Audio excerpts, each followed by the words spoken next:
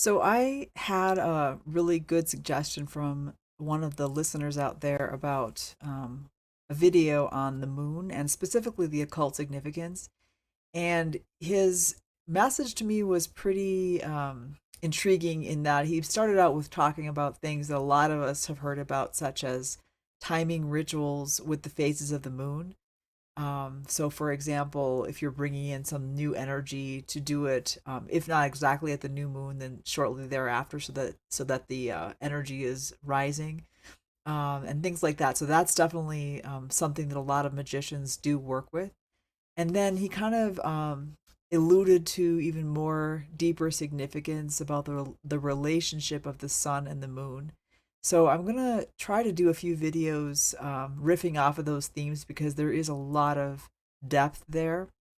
I'm gonna start though with the very basics about the moon and kind of work my way into it because I just gonna see what I come up with. Um, so, conventionally, we know that the moon in the chart is talking about essentially the animal and instinctual part of us, right? Regardless of your sex, and certainly your gender. So it doesn't matter, who you are as far as your moon is that instinctual and animal part of you. It is how you synthesize the data that's coming in from the senses, sometimes also from more intuitive parts of you that are not necessarily rational but pick up on information in ways you're not sure how you do it.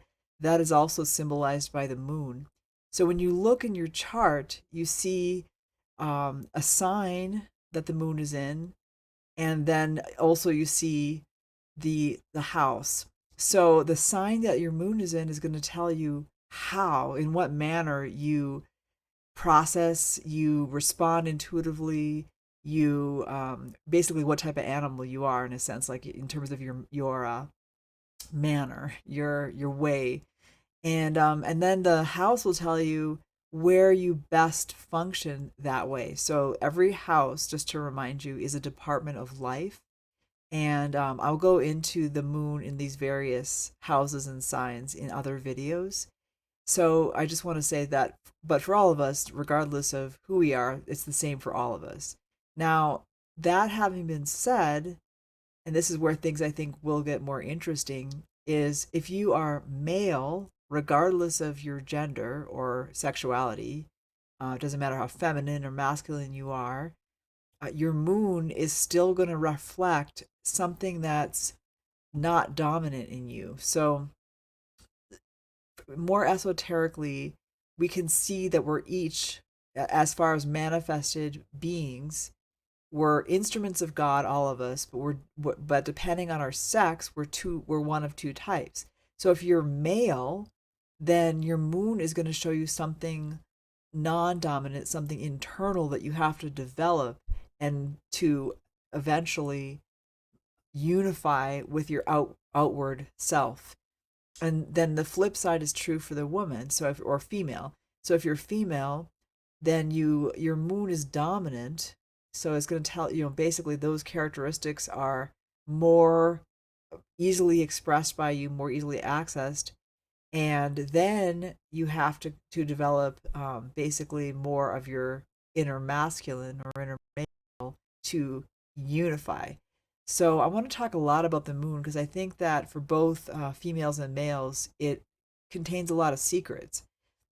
Before I get into more details, I'll just riff for the rest of this video on the, I guess, the sexuality part of it. So the if you think about the Kabbalistic tree of life, the moon is represented by the sphere numbered 9, Yesod, near the bottom of that tree. And essentially, Yesod and Malkuth, which is the 10th sphere, are a double. So Yesod is the astral plane, and Malkuth is the physical, or that which we can know through our senses.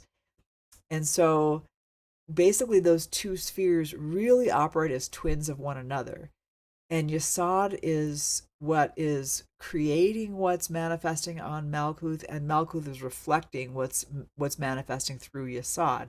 So the Yesod being the moon, it also talks about, really, it's basically telling us that through how we process, how we essentially dream the world, that influences how we find the world, how we manifest it, how we discover what's around us.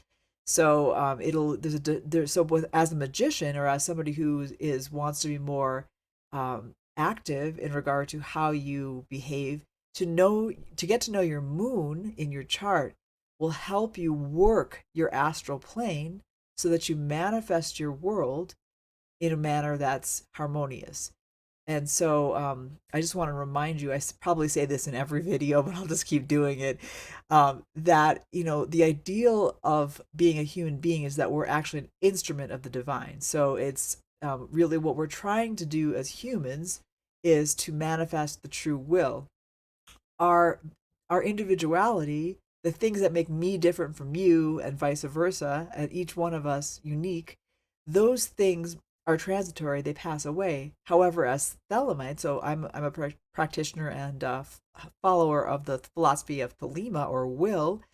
Thelemites believe that those individual traits, though, are not just throwaway and things we need to like destroy, but rather they're specific manifestations of God. So it's like you have Hokmah, the sphere that's the basically the father or the active principle of the God, and that is manifesting the entire universe through the mother or Binah, which is the female or goddess. But both of those principles are unmanifested, unknowable, and what we have is a whole universe manifested through them, through their uh, Congress. So when I come into being, or when you come into being, you are unique, and basically that same universal will of the Father is being done uniquely through you. So the idea, the game is, how do I become a perfect instrument of the will, the universal will? Since I am imperfect, since I am different and unique, I have to do it in my different and unique way. And then once I figure out how to use my being for the universal perfectly, then I can be God, essentially be a goddess on earth, in my own specific way. And that's the same for you and for every single individual. Now, getting back to the moon in that, so the moon talks about my specific astral plane. That includes, again, how I dream the world, my universe into being. And then it includes my sexuality. So, how do I apply my sexual energy to manifesting will? That's incredibly important because if we try to suppress our sexual energy, then we basically lose the power of affecting the earth plane. We withdraw into the what's called the ruach, or the mind in Kabbalah, which, in the last aeon before Thelema, that was perfectly fine. But now we're actually trying to manifest spirit all the way through the material body, through earth, through the universe around us. So then Yasad, or the moon, becomes incredibly important. And so the game again is to, how do I exercise my dreaming self, my astral self, my sexual self, my body of light? How do I exercise that for will and not for my delusions, my illusions, all the hangups and troubles that I have and fears that I have developed, both in this incarnation and then all the previous ones, all the things that I came in up with, all the baggage represented by my South Node. How do I basically work through those things enough so that I can apply that beautiful fuel, that sexual energy, to will? So that's the game, and I'm going to do a number of videos talking about the moon for females, for males, for all of us, and then again going through the houses and the signs as well.